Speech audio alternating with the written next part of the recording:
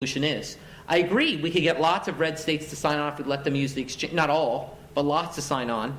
But, it's literally going to raise the cost of that group by on the order of, 25, 30%, and that's a lot of money. Jim? Actually, I want to ask a sort of different question, because you both have danced around this. And so one of the things that we know is that we can't trade health the way we can trade money. So the market sort of forces interest rates and generally on money to someplace, and everybody has to deal with those. But one of the problems we have in sort of how we look at the future is that we don't trade health that way. So we know that people have really, really high discount rates, and that may be one of the reasons why they don't buy health insurance. And behavioral economics suggests we can deal with that possibly by opt out rather than opt in rules and things like that. And I'm wondering what you're both sort of talking partly, each of you said at different points in your talk about, sort of like, well, if we give people enough information, they'll make good decisions. But if they're making good decisions based on their discount rates and they're really high, they may not be things that we want them to do. So have you thought about how you think the ACA either dealt with some of those issues or maybe how future adaptations, future things we as health economists might do and help that?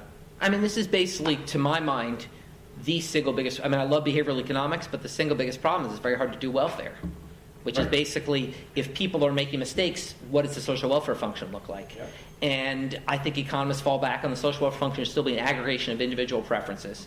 And you're saying maybe not, and I agree, maybe not. The problem is a lot of people are afraid of opening those floodgates because it's not clear where it ends. I think a great example of this comes in an important area, which is wellness incentives in the law. So the law says that employers can now vary premiums by up to 50% to allow for wellness incentives. The problem is, where does discrimination end and wellness incentives start? So if I charge 50% more for my fat employees, is that wellness or is that discrimination? It's some of both. So there's this really interesting issue about, so the law does allow some financial incentives to be used to try to affect behavior in sort of paternalistic way, but that runs into some other interesting issues that are hard to know how to resolve this. So I don't have an answer for it either, but I think that's a big piece of that we don't know the answer. Well, I'm more optimistic about both the problem and the solution.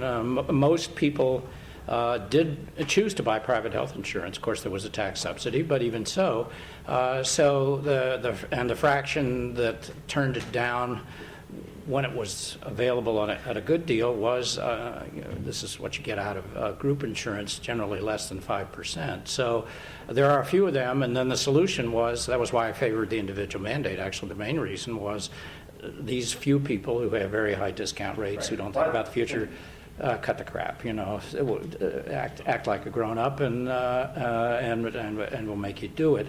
So I don't think that's either unsolvable, although there's obviously a limit to how far you can push it, as we talked about with the penalty in the individual mandate.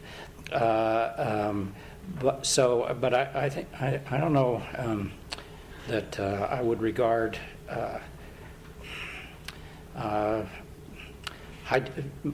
most health insurance purchase, at least to me, the primary motivations are relatively short term. It's true there's preventive care and there's what's going to happen to me in the future. So I'm not sure I'd blame various kinds of anomalous perceptions, but I'm not sure I'd attach the discount rate. It's a imperfect perception of the discount rate is a reason for lots of other mistakes.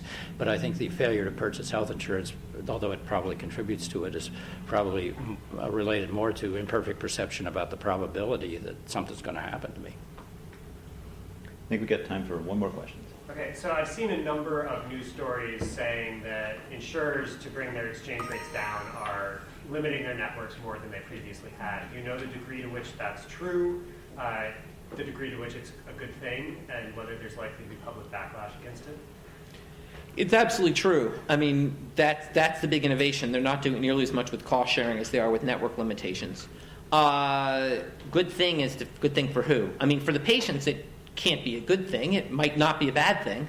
And the issue is sort of to what extent. Rob McKnight and I are doing some work right now where we've got the state of Massachusetts for its public employees put in a huge incentive to move to limited network plans. You got a 3-month premium holiday. If you move to a limited network plan, about 20% of employees moved over in one fell swoop for one group and not another. So it's a nice setup.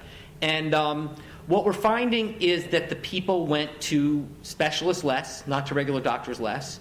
That they ended up in the hospital and emergency room less. We're not finding any observable effects on health.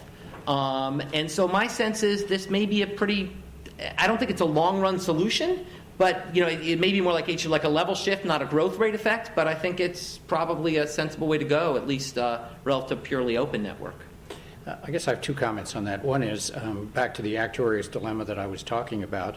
Well, at least if you're going to come in with a premium you're not sure of, if you have a limited network and you're running out of money by October, you're probably in a better shape to stay within your boundaries, more so than if you have an unlimited network and you can't stop these people. The other issue is kind of has to do with the role of public policy here in choices. And I guess in some ways it begs the answer to your question. But if I saw a limited network and I was still convinced that access was reasonably good and these were good doctors and so forth, I'd be inclined to let that be offered. Maybe all public policy ought to do here is offer a set of options. We're sure none of them are terrible. They're all decent, and then leave it to people to make up their mind which of them they would prefer. But as a external observer, I don't care what insurance you have as long as you have some insurance that's reasonably decent, and that's not so hard to write rules to prescribe. So that'd be as far as I would go. I agree with John and Jonathan Abelok that it would be better to get people making good choices within that set, but in terms of what keeps me awake at night, that's probably not the most important one.